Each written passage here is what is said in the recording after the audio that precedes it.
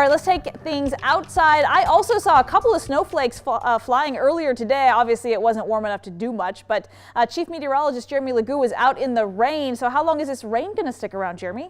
It sticks around just a little bit longer here. Tonight, kind of a preview of what's to come as we get into the weekend. But Whitney, as we head into the weekend, we've got more rain and heavy mountain snow on the way.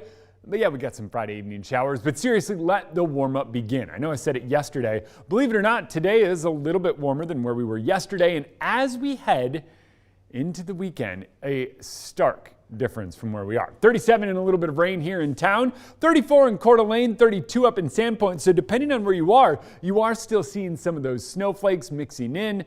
Does it accumulate? There's just not much moisture. But if you're heading up and over, say, 4th of July or Lookout Passes, I would just keep an eye on those road conditions, maybe plan for a little bit extra long commute just because of some of that. We're pulling down some of the cold air right now, and that's doing a decent job in switching that over to snow in those higher elevation areas. You can see we're surrounded here in Spokane. A lot of that not sticking, but it's moving out rather quickly. Seriously, in the next couple of hours, it winds down, moves out. We dry out. In fact, as we start Saturday, it's a little bit cloudy. We'll see increasing sunshine throughout the day, but then after the sun goes down, we get that next round of showers moving in. That is what takes us into Sunday. Notice it is mainly rain with that one. The reason, it's just coming from the southwest. It's advecting in a lot of warm air, so those temperatures are going to continue to rise and stay mild in the days to come. St. Patty's Day parade, though, not looking too bad. We're in the 50s by noon and staying in the mid-50s all afternoon.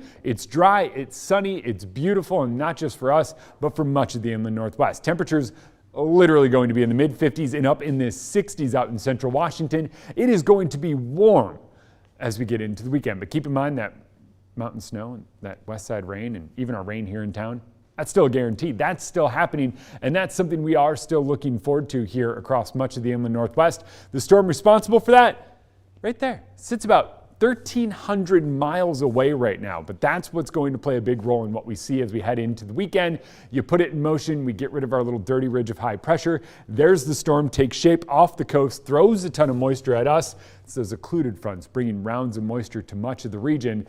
Catch a break late Sunday. Monday we get our next round. Monday into Tuesday, it's rain and snow across the inland Northwest. We're talking a seriously active weather pattern as we get into next week.